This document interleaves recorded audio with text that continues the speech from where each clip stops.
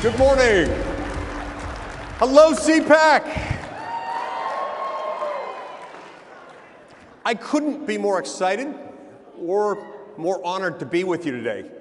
And I can't think of a better way of celebrating freedom than to get together to talk about our founding fathers and to talk about the Bill of Rights to kick off this discussion.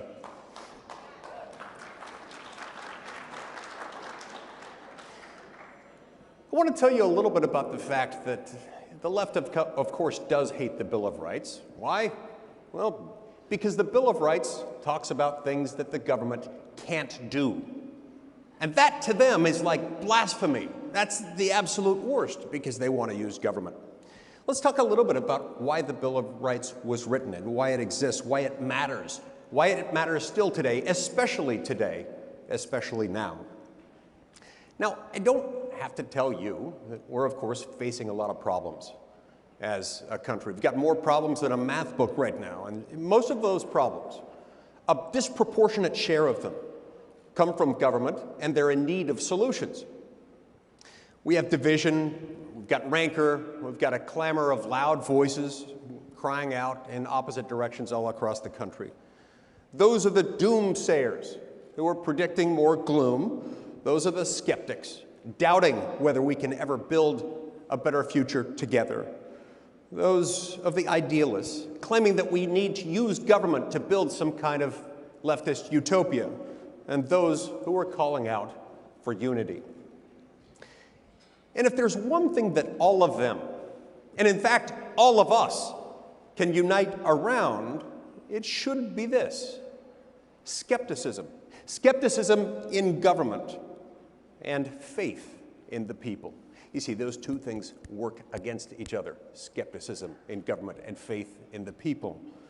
If the skeptics need more skepticism, be skeptical of government. If the doubters need more doubt, be skeptical of government. If the hopeful need more hope, be skeptical of government. And if those who call for unity, you really need something around which to unite, be skeptical of government. Because faith in government, and let's remember what government is. Government's not some holy thing. It's not some noble aspiration. It's nothing more and nothing less than the official collective use of force. It's just coercive force. And so faith in government means tyranny. You can't have faith in government without promoting tyranny. And faith in people means freedom.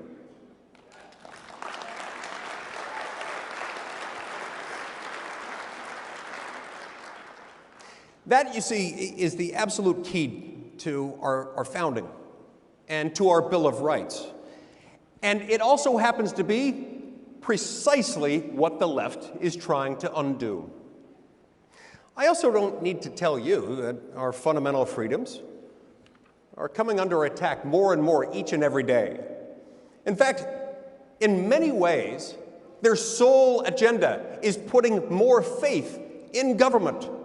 And as a result, they take steps, inevitably, to make us less free. Anything that puts faith in government is wrong and lends toward tyranny. So how do they do this?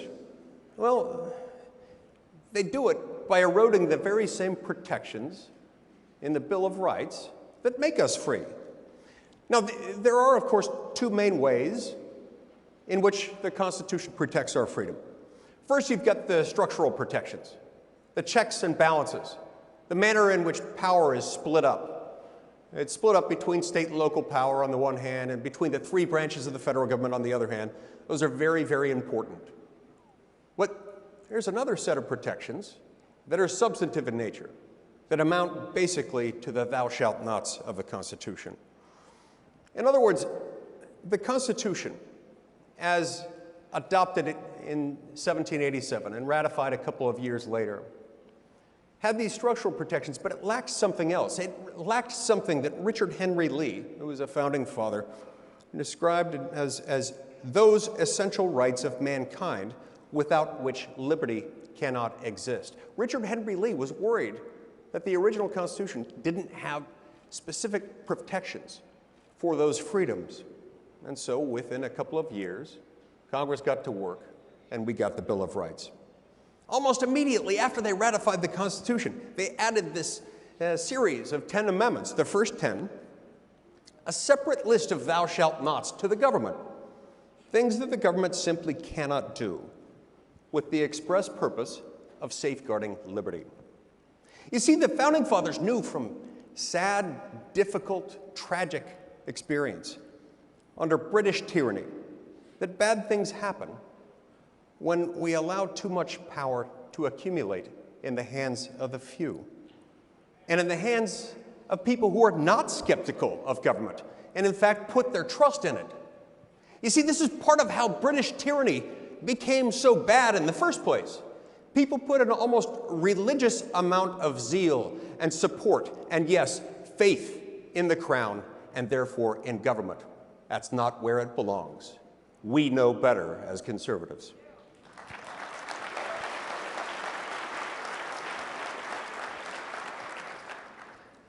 So when human beings, any human beings, wield that much power with no controls around it,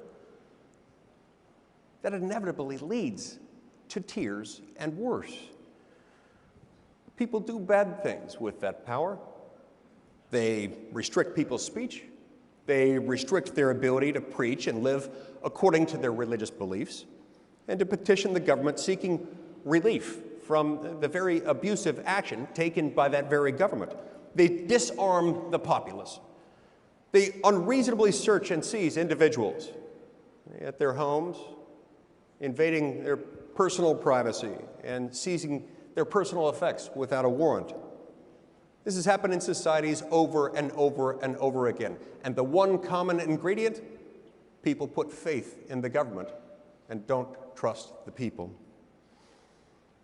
And so, as a society, as a people, as a country, we made a choice with the Bill of Rights, a choice to prevent that kind of tyranny and to protect the freedoms we hold most dear, as only we the people can. You see, the Founding Fathers understood that ultimately the bulwark of individual liberty must lie with the people themselves. It's not in government, it's in us.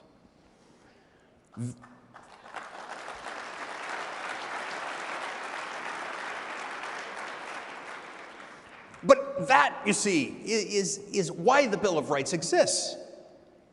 And it's why government worshipers everywhere hate it. They despise it because we're telling them, you can't do that. It's worth noting that the protections in the Bill of Rights are listed independently, separately, because each enumerated right is significant and should stand independent on its own, and it should always be honored.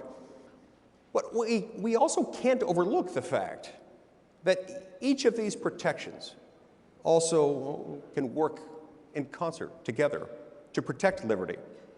And I believe that there's one freedom in the First Amendment that's central to all the others and is particularly worth highlighting today. It's long been said, as I'm sure you'll hear today, that whether by accident or by divine design, our first freedoms are found in the First Amendment.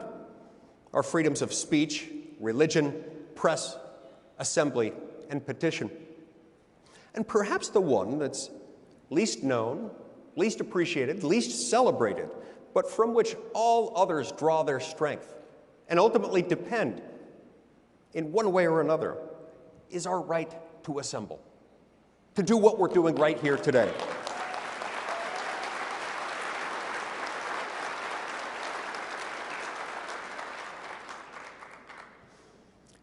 Freedom of religion depends on it. Core political speech is downstream from it. The right to petition government is bound to it. And the freedom of the press presupposes it. We can't do any of these things without the freedom to assemble. And it's one of the main freedoms, not coincidentally, that's been severely restricted with the growth of government that's occurred during this global pandemic.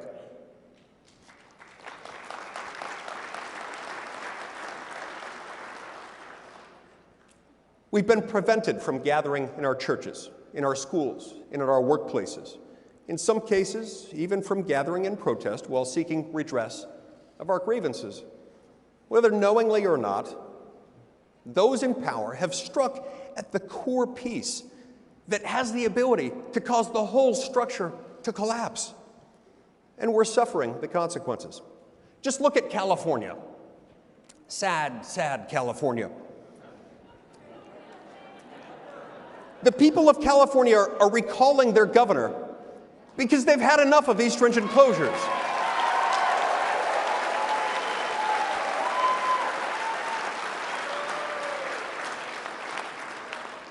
They've had enough of the encroachment upon their rights and enough of the government telling them that they can enjoy a 5-star meal at French Laundry with their governor, but they can't go to church.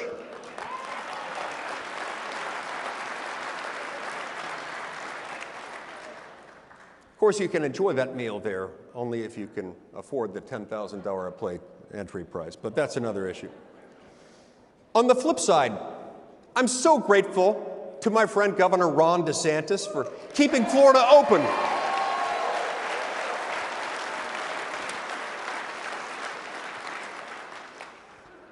Government, of course, is itself able to assemble pretty darn well. You know, miraculously, in the midst of the pandemic and otherwise, in places like Washington and state capitals and city halls, government officials allow themselves to assemble. They don't restrict themselves.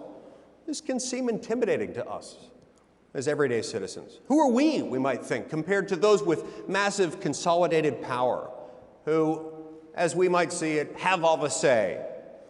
But the beauty of our country, of our history, and of the design of our system of government, that's the power of ordinary citizens standing together.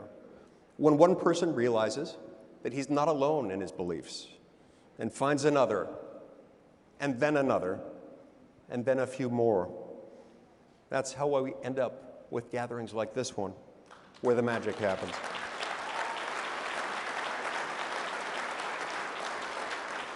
And thank you, Matt Schlapp, for making this gathering happen.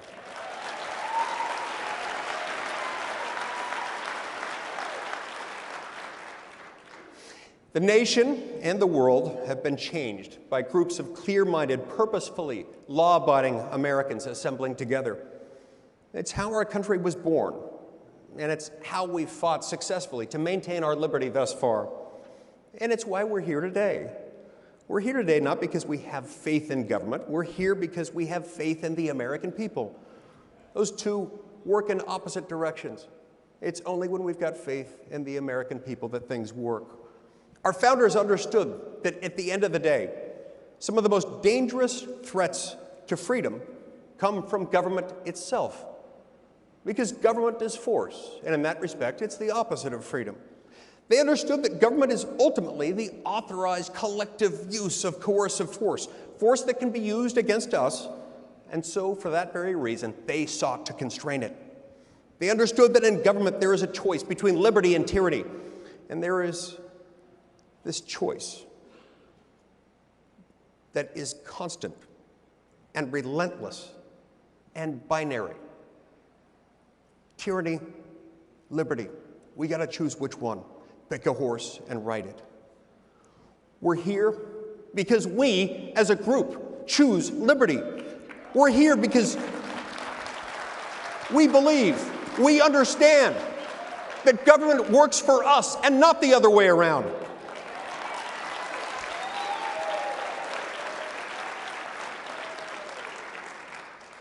We're here because we trust the people and are skeptical of government.